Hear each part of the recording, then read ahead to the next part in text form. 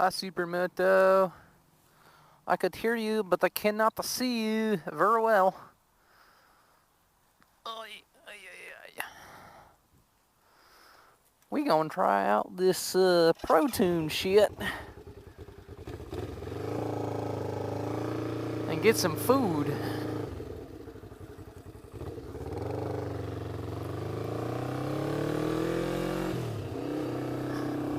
This is the one thing that I've not been able to do my entire channel life, YouTube career thing, is make a decent nighttime video. It's because I've never had a GoPro that had the low light stuff. My old GoPro before Mysticker got me this one was the Hero 3 White, and that does not do low light very well. Actually, it doesn't do low light at all. It's pretty much like a, hey, it needs to be sunny or you're not filming camera.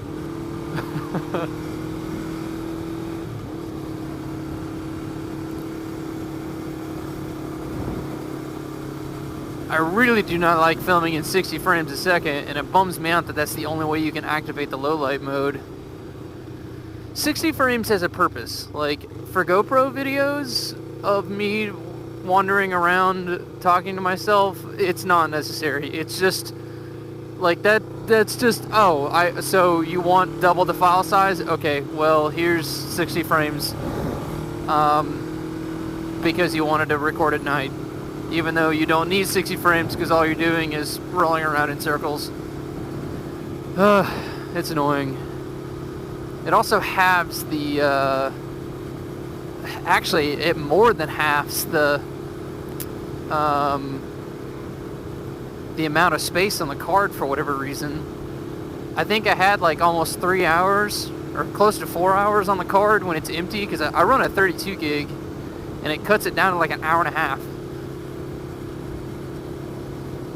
Ugh. Anyways, so Ruth has been sick over the last, 2 weeks now. It had started before I had gone down to Florida for the Tampa meetup, and it happened once while I was down there. She kind of sputtered out and acted really weird. I'm really hoping that that's all in the past now, and everything is working like it needs to forever now, hopefully. Probably not the case, because my life sucks. It just a fuel delivery problem left and right. Couldn't figure out what was going on, so we kept taking everything apart and cleaning everything and putting it all back together and taking it apart and cleaning it. And then finally, what the issue was one of the float needles kept getting stuck, and we couldn't tell if it was getting stuck open or closed, because it would do it both ways. It would either flood out the bike or it would starve the bike, and that was the only solution, that it was the float needle issue. Well, the float needles were fine, completely. There's nothing wrong with them. And there was nothing wrong. Oh, that was an illegal turn, sir. There was nothing wrong with any of the channels or anything, but I guess it was still just fucked up for whatever reason. So somehow what fixed it was pulling the float bowl off the bottom of the carburetor and then just putting it back on. Whatever. I'm not even gonna try and logically analyze that and see how that works. But whatever. I don't care. The bike runs. It runs well. Took it up to Blood Mountain today in the wet. Kind of hoping that it would dry out by the time I got up there, but it never did, so just kind of had a wet day at Blood, which isn't very fun. And now I'm going to go get foodies with my local riding buddies.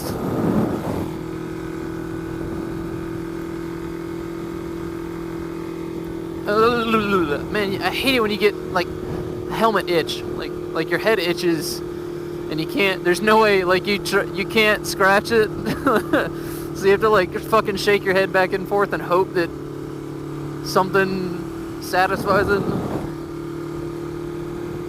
Okay. Just lots of complaining. I'm just gonna keep complaining. Might as well stick with the complaining.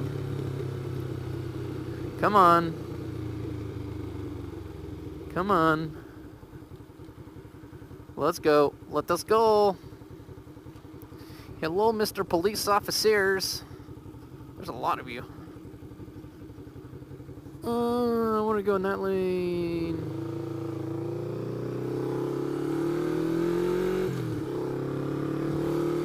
I want to go over here.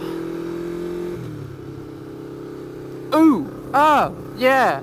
I also have GP shift now. Woo! So I kind of had to do a naughty thing, and I had to take Tessa's shift lever, but that's okay. You know, there's nothing wrong with that, right? I can do that.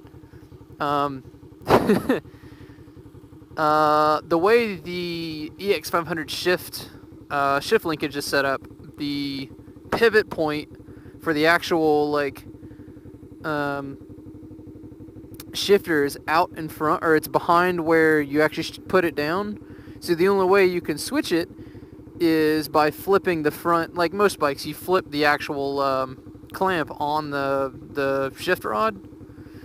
Well, you can't do that on this bike because there's not enough clearance to do so. So if you can find a shift linkage that has a low mount pivot point for the actual rod, it switches to GP, and it turns out that Tessa had one.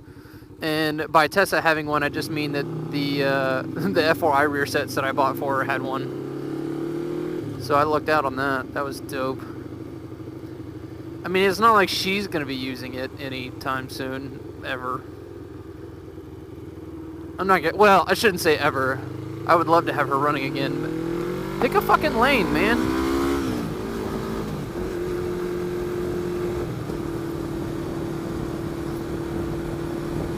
Dude, just fucking... There's lanes for a reason. Pick